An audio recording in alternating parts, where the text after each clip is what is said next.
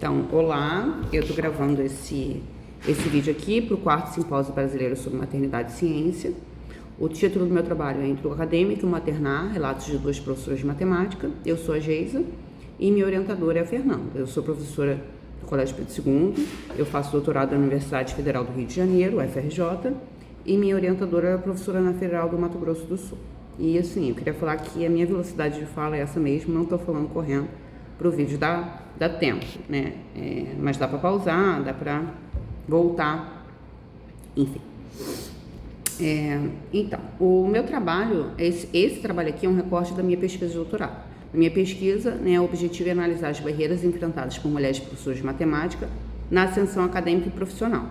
Só que assim, no meu trabalho, na minha tese, eu não falo só sobre a maternidade, eu falo sobre as diversas barreiras que as mulheres enfrentam. E aí aqui, por conta desse simpósio, a gente deu foco na maternidade. Então a gente vai fazer uma breve revisão da literatura. Então assim, o número de mulheres vem aumentando, né, nos cursos de graduação e pós-graduação, mas no ensino superior as mulheres ainda ocupam menos da metade dos cargos de docência, principalmente na área de matemática, nas áreas das disciplinas ditas exatas, esse número assim é bem menor, né? Como já são áreas mais masculinas, conforme vai crescendo, né, o efeito tesoura faz com que as mulheres, né, sejam um menor número nos níveis maiores. Então, a nossa preocupação é entender por que as mulheres alcançam alguns espaços e outros não, né? E como isso tem a ver com a questão de conciliar a vida acadêmica, profissional e pessoal. E aí, na tese, propriamente dita, a gente faz um apanhado sobre a questão do trabalho não remunerado, do trabalho, economia do cuidado, né, o trabalho do cuidado, e toda essa carga que recai principalmente sobre a mulher, né, ligada ao cuidado com casa, família, idosos, filhos. E aí a gente trouxe aqui uma citação da Mara Café. Atualmente, há uma tendência para o adiamento da maternidade, as mulheres priorizam a formação acadêmica e a vida profissional, postergando a gravidez para depois dos 30. Há mais lugar também para mulheres que apresentam o desejo de não ter filhos. Surgem novas configurações de casais e família, em que a maternidade assume feições inusitadas, por vezes diluindo com a paternidade. Então a gente fala um pouco sobre a questão, né, das novas famílias, famílias monoparentais, famílias de casais homoafetivos e sobre pessoas que não têm o desejo de, né, ter filhos, né? Antigamente era quase que uma obrigação, né? A sociedade obrigava e pressionava as mulheres pela maternidade. Hoje em dia as mulheres elas optam mais seguramente por esse não desejo de não ter filhos. Só que além disso tem um outro problema, né? Quando a mulher opta por adiar a maternidade para priorizar a vida profissional ou a vida acadêmica, isso atrapalha, né, as chances de engravidar. Né? A mulher ainda tem a questão do período fértil, né? Por mais que esse período esteja se alongando, a gente encontra mulheres com quase 50 anos tendo filhos, né? A mulher tem um período fértil limitado e também a taxa de fecundidade, de fertilidade, decai muito, né? Depois dos 40 anos. Então aqui fala, né? Os anos de 20 a 40 cruciais para o estabelecimento de uma carreira de sucesso são os principais anos para o parto. Então, quando a mulher decide, né, progredir acadêmica e profissionalmente, quando ela vai decidir ser mãe, às vezes ela não consegue mais, né? Então, sempre tem essa questão, essa dúvida, se realmente eu quero ser mãe, não quero, se eu posso odiar, se eu não posso odiar. O famoso relógio biológico começa a apitar, que as pessoas falam, né? E aí, outra citação, maternidade e autonomia feminina tem caminhado para lados opostos. A disputa entre ser mãe ou ser mulher tem levado mulheres a abdicar de ter filhos por serem capazes de pagar o preço proposto. Então, essas três citações, elas trazem um pouco dessa problemática. Então, meu trabalho, né, foi feito baseado na pesquisa narrativa, como metodologia. Eu passei um Google Forms com perguntas abertas e fechadas e depois eu escolhi 6 pessoas.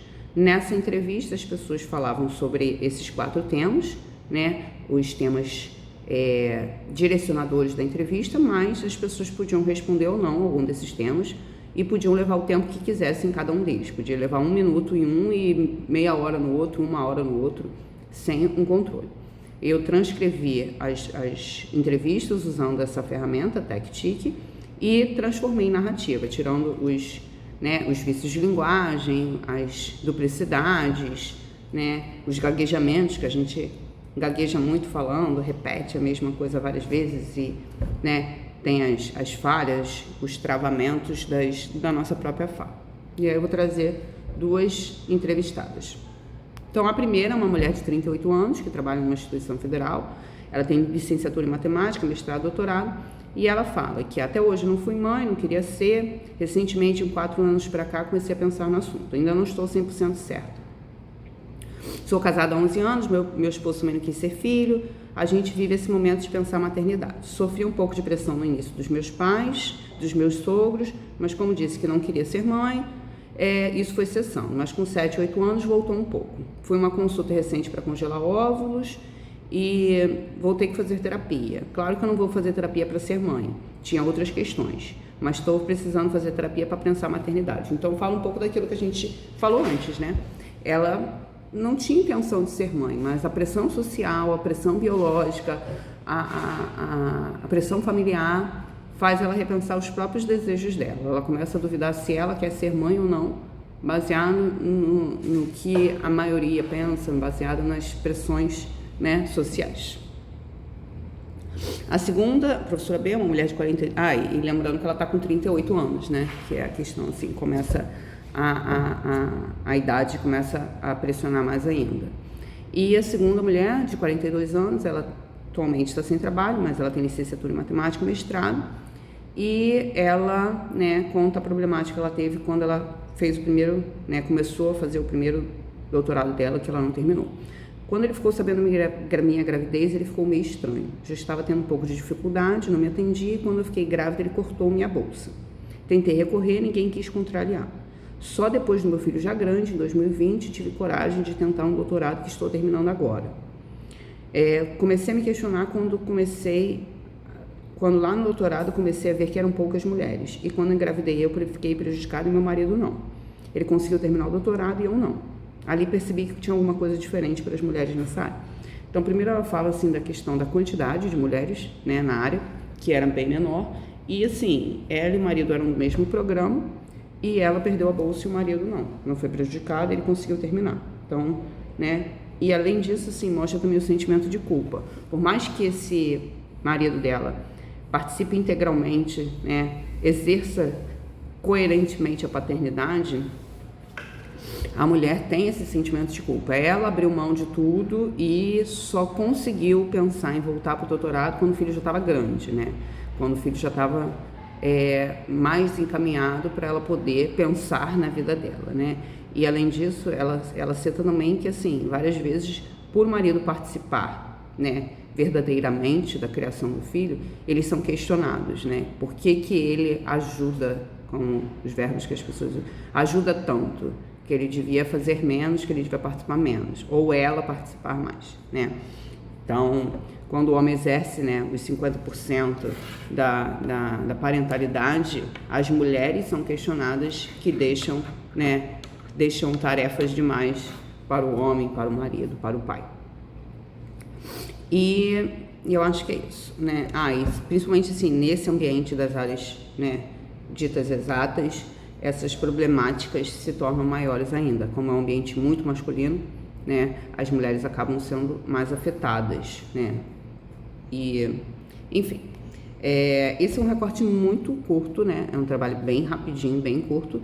E, assim, nesse trabalho a gente quer analisar justamente, né, as barreiras que as mulheres enfrentam por ter que conciliar casa, família, filhos, trabalho, estudos, né?